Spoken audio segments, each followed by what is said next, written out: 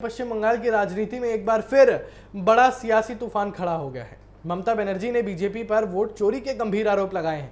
ममता ने दावा किया कि कई सीटें जो है छीन ली गई और चुनाव जो है प्रक्रिया को प्रभावित किया गया।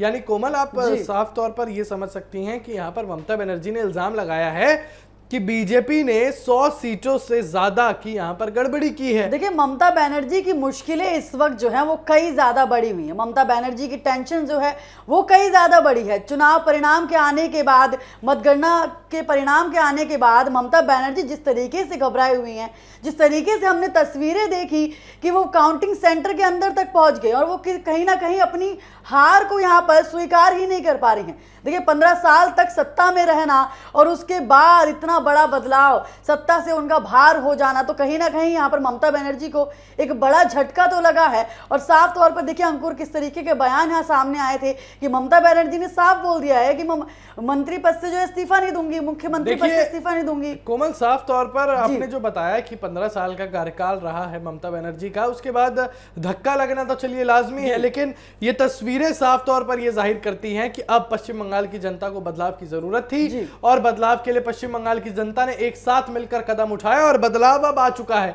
लेकिन ममता ने बीजेपी पर वोटर लिस्ट और ईवीएम प्रक्रिया में हेरफेर का आरोप लगाया। उन्होंने जांच के लिए एक फैक्ट फाइंडिंग टीम भी गठित की है, यानी खुद ही उन्होंने एक कमेटी बना ली और ममता इसे लोकतंत्र की हत्या बता रही हैं।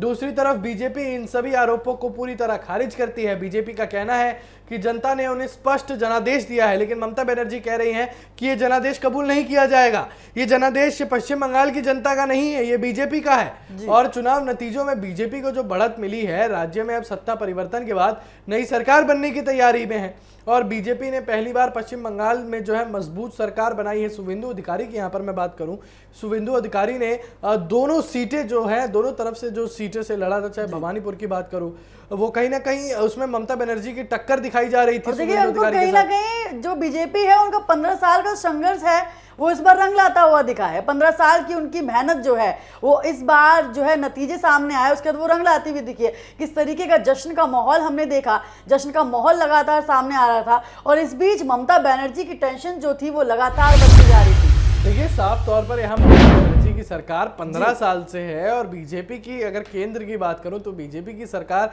2014 में जाकर बनी है और 2014 से 26 की बात करें तो 12 साल हुआ है, लेकिन यहाँ पर ममता बनर्जी को तो 15 साल हो गए थे। यानी ये कहा जा सकता है कि पश्चिम बंगाल की जनता को 12 साल की सत्ता में आई हुई सरकार पर ज्यादा भरोसा है, जबकि 15 साल की बनी बनाई सरकार जो थी, ममता बनर्जी की सरकार थी, ममता दीदी की जो सरकार थी, उस पर से भरोसा हट गया है। लेकिन टीएमसी अब भी अपने हार के कारणों की समीक्षा कर रही है।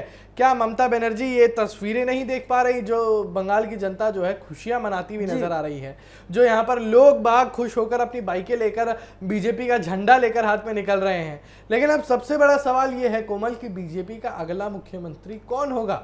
अमित शाह और पार्टी नेतृत्व इस पर अंतिम फैसला करेंगे, लेकिन आपको बता दें कि साफ तौर पर यहाँ पर अमित शाह कल यानी कि 7 तारीख को पश्चिम बंगाल जाएंगे। लेकिन कोमल, यहाँ पर 7 तारीख को जो है बहुत मुख्य रूप से देखा जा रहा है। मुख्य रूप से इसीलिए देखा जा रहा है क्योंकि कल यानी कि 7 तारीख को ममता बनर्जी का कार्यकाल जो है वो समाप्त हो जाएगा और सबको तो पता ही है कि ममता बनर्जी ने साफ मना कर दिया है कि मैं इस्तीफा नहीं दूंगी।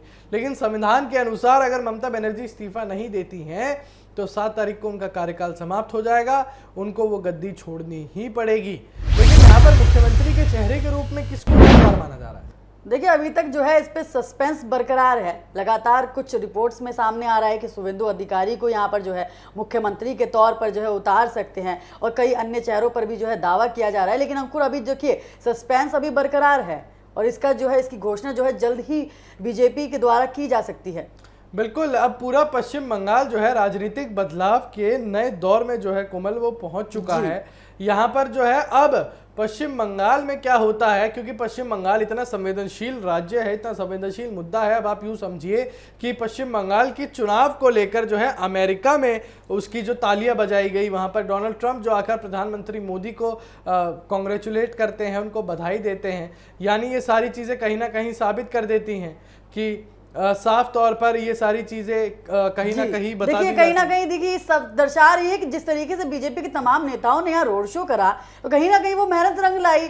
और देखिए जिस तरीके से उन्होंने साफ तौर पर जनता को लुभाने की कोशिश करी, जनता के लिए इतने सारे जो है घोषणा पत्र में योजनाएं निकाली। लेकिन तो कोमल यहाँ पर पश्चिम बंगाल की जनता को साफ तौर पर ये लगता है कि